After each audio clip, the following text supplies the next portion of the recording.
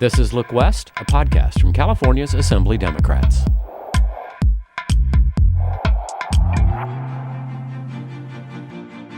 The 2020 election has resulted in a handful of new members joining the California State Assembly. Although these new members all come from an array of backgrounds, they share a drive for public service despite guaranteed scrutiny. This year, we're welcoming the first openly bisexual individual, who also happens to be the youngest elected Assembly member in a century.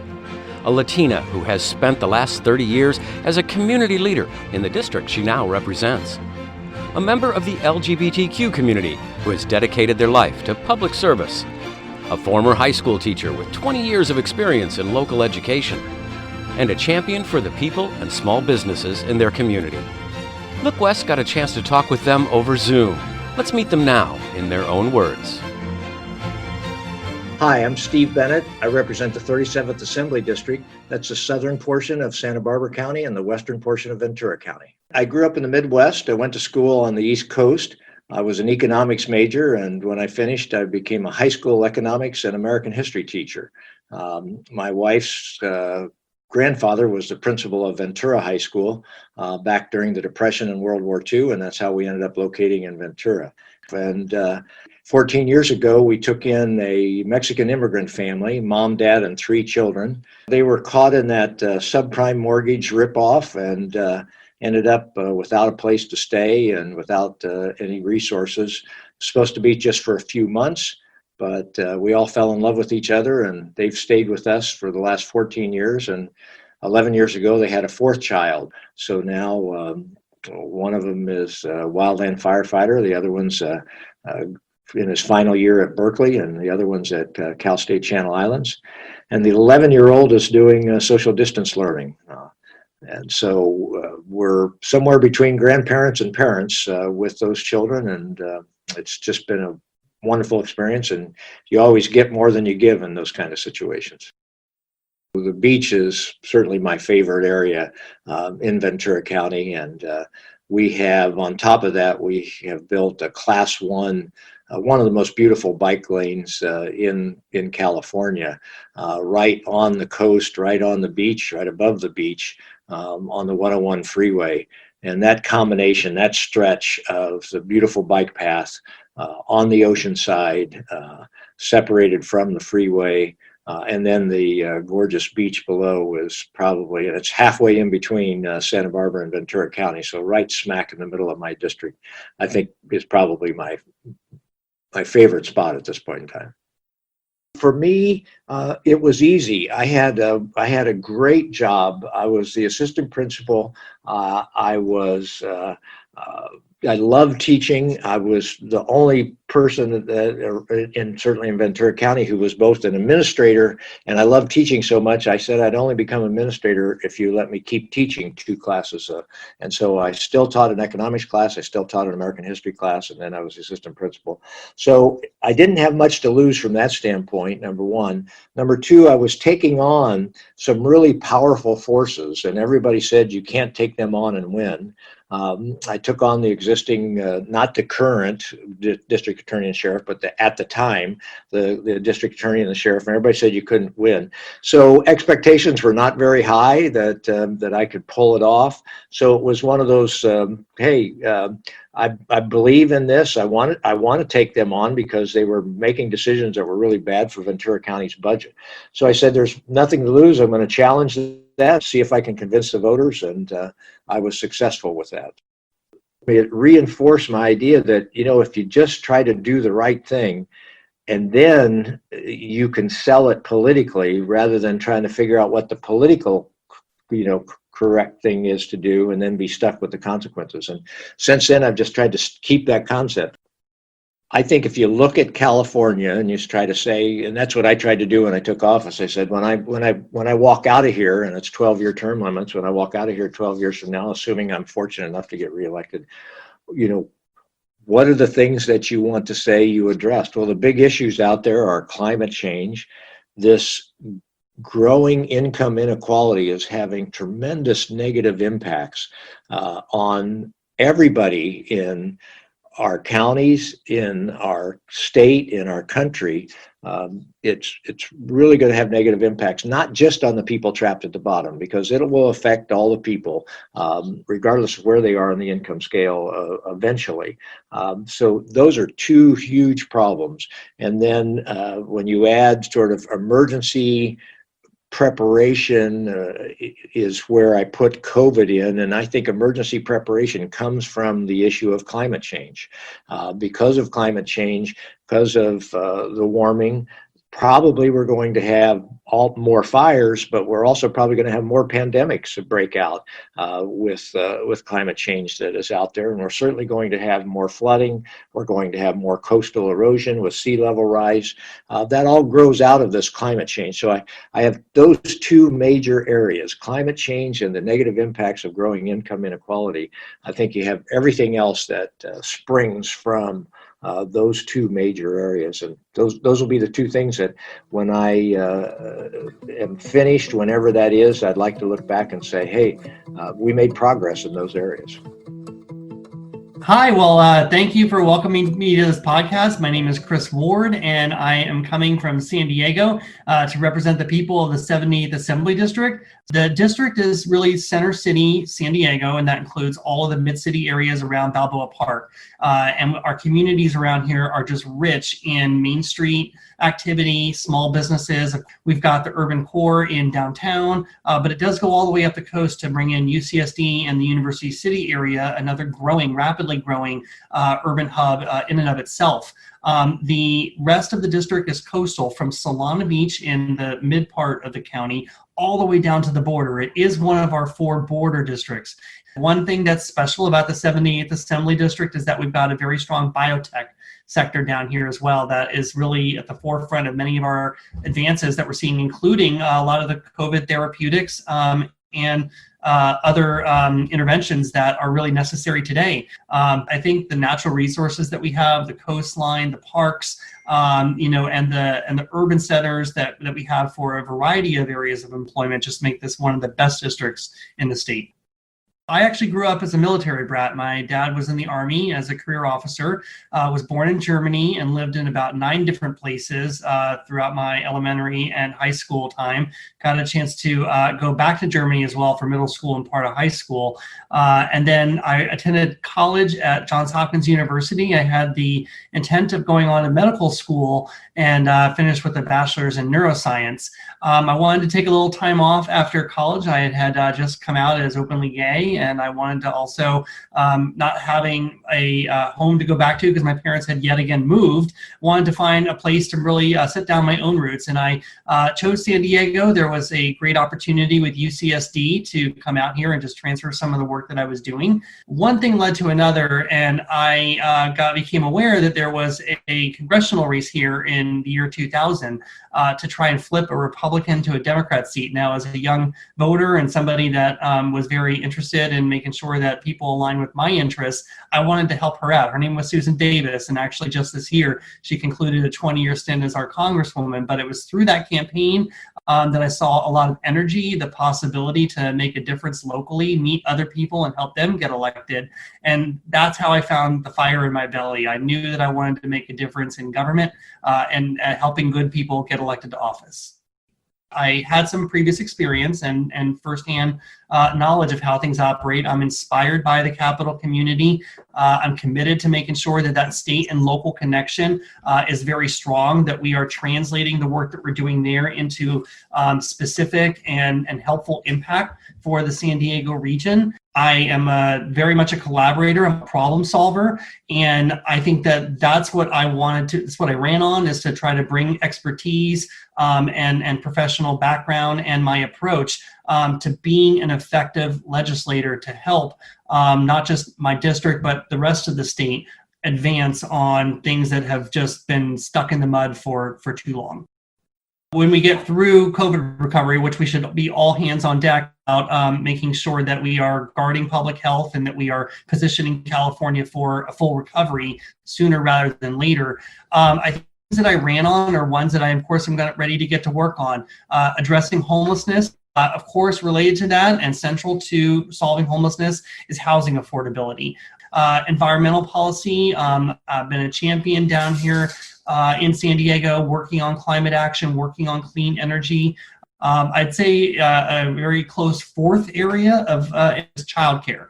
Having two young kids, I have had a full witness to some of the challenges that we have and the lack of affordability and even the lack of spots for our youngest Californians. And so I'm excited to be a part of this body and help make history and help really position California for better days ahead. Hi, my name is Alex Lee. I'm 25 years old and I have the distinct honor of representing Assembly District 25.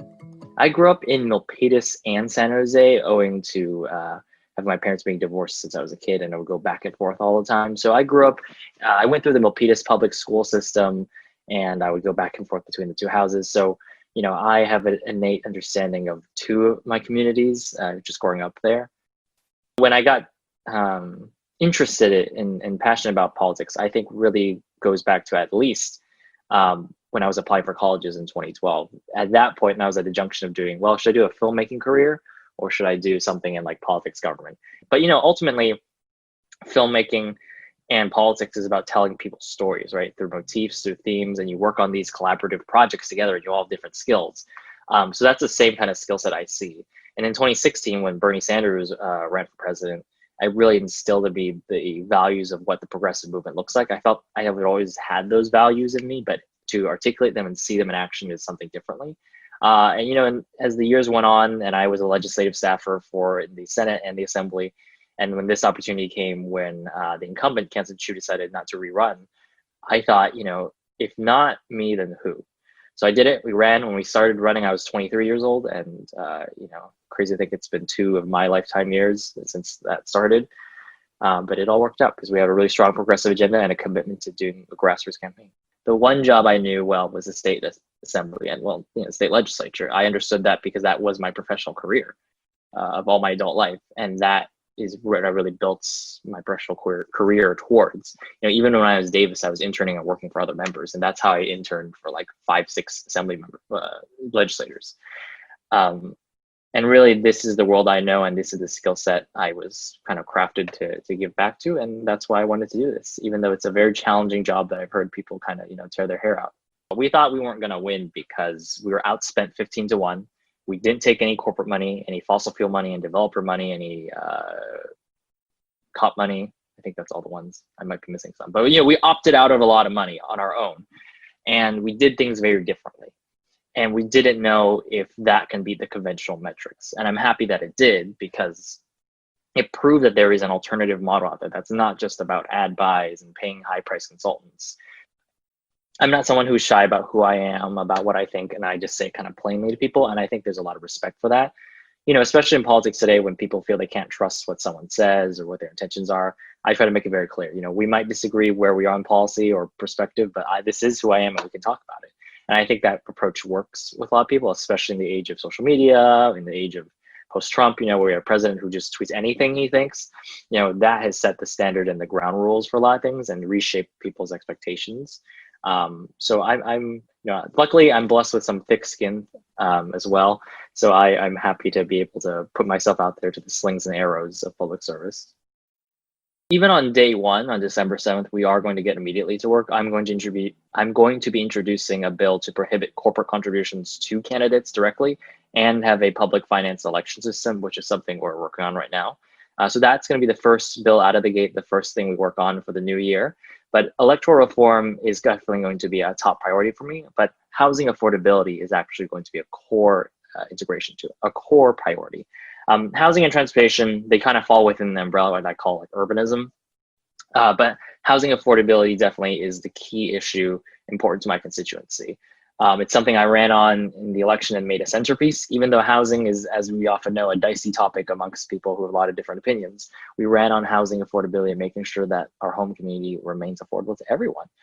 So that's why that's going to be a main issue. Transportation as well, right? The freedom to move between your community, within your community, between your work and where you need to go is also going to be important. But housing and electoral reform is going to be the top 2. When the pandemic struck, it showed how important it is to have a strong state and of course, a federal response, which isn't there, but a strong state and county response, because that, I literally have libertarian people in my constituency who were like, I hate the government, now they're like, where's my stimulus check? Like it's completely changed the attitude, because people really genuinely want a government that works for them. And that's what I got into this business to do.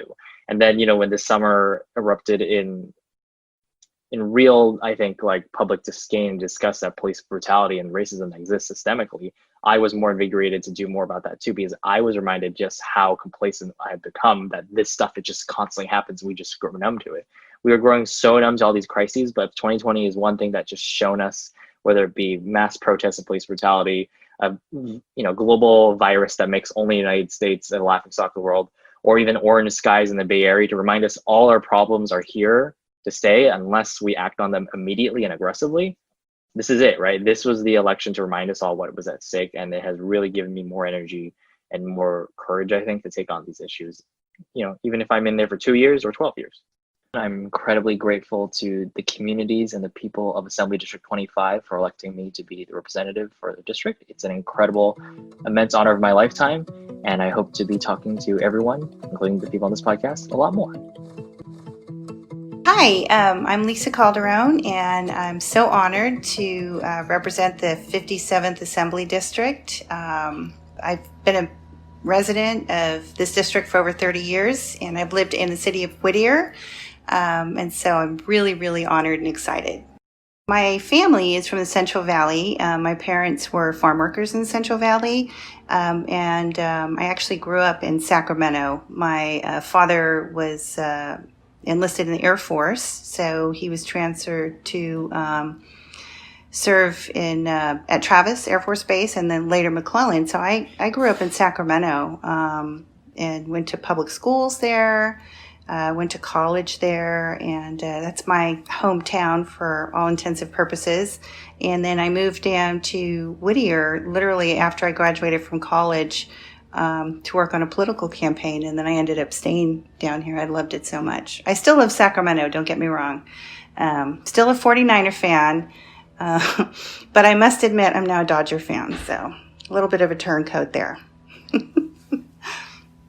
Whittier has a great uptown area, and it's, it kind of, when you drive through uptown, it's like you would imagine the old neighborhoods in the 50s or 60s with the very charming small businesses and small restaurants. And, I love the fact that it's built by small business owners, family owned businesses, and there's a lot of diversity. And so that's, I think, probably my favorite place to hang out in the district. Before my previous job, I worked as a staffer in the legislature, down here in Los Angeles for Speaker Willie Brown. And so I kind of had, a bird's eye view to that scrutiny that elected officials endure, good and bad. And then I actually married a politician. And so I think I've seen firsthand how difficult it can be. But, I think for me, the need was great for me. And so you kind of live in a fishbowl. I think when you're an elected official, everything's out there, especially now with, everybody has a cell phone with the camera on it. So I was very aware of what I was getting into, but I just feel like I have an opportunity to give back, and that's why I decided to run. When I think about the issues I want to work on, I think about the district and the needs of the district.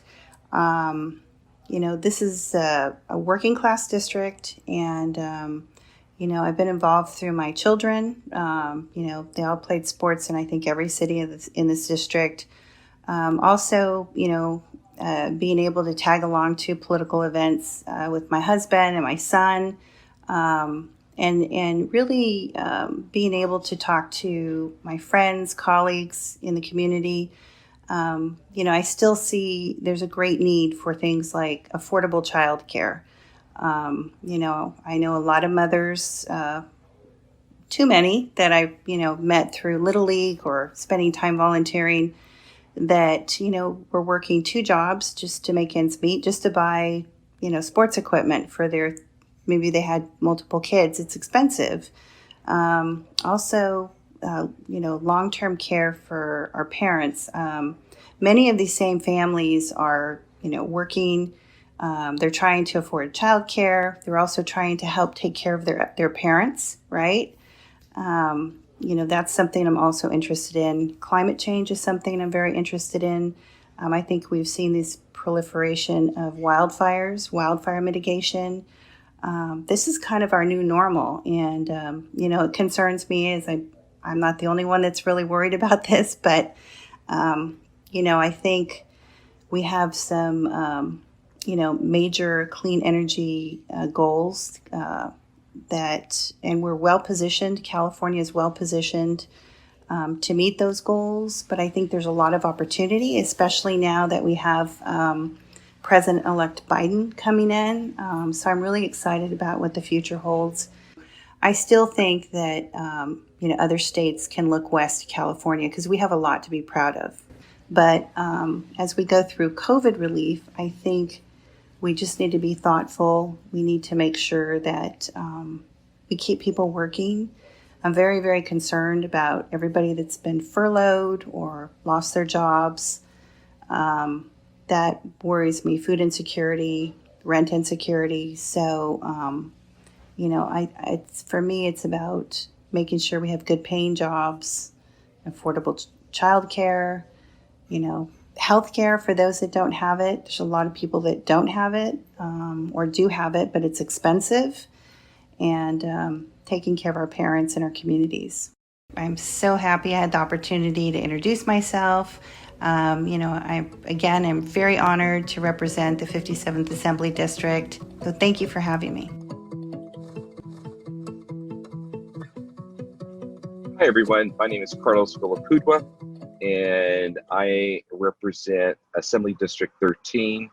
I am excited. I'm a little nervous, but eager to get to Sacramento and represent not just my constituency of AD 13, but also to represent the great people of California. Never did I think I was be running for this seat. I grew up in a not so much of a farming community, but it's just a great, nice family community where great schools, great parks. It's just a beautiful place to grow up. I have a Maltese. I mean, I wish I had a goat, to be honest. Goats are funny. If you ever get a goat, keep them away from your cars because they will jump on your car. So yeah, I love pets. I have a dog. I wish I had more. I thought I was going to go in law enforcement. I really did. But somehow I switched my degree into social work. I graduated from Sac State, and when I graduated, I actually started working for the sheriff's department. It was nice for 5 years, but it just wasn't my cup of tea. I left there to take really almost a minimum wage paying job, and I just started working for a program called Healthy Families Program, where I was out helping folks who didn't have health care. That was kind of my door that opened up in social work. And then I just kind of climbed it within the county system. And this county supervisor said, hey, we need you to come and work for me. 5 years later, I'm running as a county supervisor. We won. And then when I was done, I went to the private sector. Then this seat came available. Folks started calling me up and saying, hey, you should really consider this. People kept pushing me and saying, Carlos, we need more folks like you in Sacramento. And I didn't make the decision by myself. It was really, sitting around a table of folks and saying, hey, what do you think? And everyone kept saying, do it, let's do it. And we did it, and here we are. My daughters are back home, right? But they're doing, classes from virtual from home. So they get back into, washing clothes, overloading the dryer, right? The dryer breaks. I call up the handyman to come out and fix this. As I'm sitting here talking, he takes 4 screws off. He puts a belt on. Takes 20 minutes. $150. And I'm sitting there like, where did you learn this? And he goes, oh, I went to vocational training. Yeah, I asked him, well, how many stops do you have today? Well, he goes, I got about 12. If you do the math, those are the jobs that I want to make sure that those are vocational jobs. Don't look down on those. Those are great jobs. The person that's going to be working on that washer and dryer, that's America. They're living the dream. They're eventually going to buy a home by doing stuff. They're going to put their kids through school by doing those jobs. So I am all for that. I wanted to help. I've always wanted to be that type of person that, I'm giving. I want people to better themselves. I am a person that wants to keep pushing so that our community's better. And during these times that are probably the most difficult times, that we're always going to remember this era. But I see it as an opportunity. I see it as going in, I'm a fireman. I'm ready to handle this fire and make this place better sooner than later. And I believe that there's a lot of people like myself that are also trying to do the same thing. And all I'm trying to do is make this a better place for us, for you, and your kids one day, to live. This has got to be, we're going to do it. My name is Carlos Villapudua. I'm here to say hello. I look forward to continue to have my relationship with all of you. I hope you guys still continue to give me input. And I'm thankful for all of you. And if those who didn't vote for me, guess what? I hope that we can build a relationship and work together. I hope I can earn your respect and your friendship. Thank you, everyone. This podcast looks forward to hearing more from our new members of the Assembly Democratic Caucus and the returning members as well. Thanks for listening.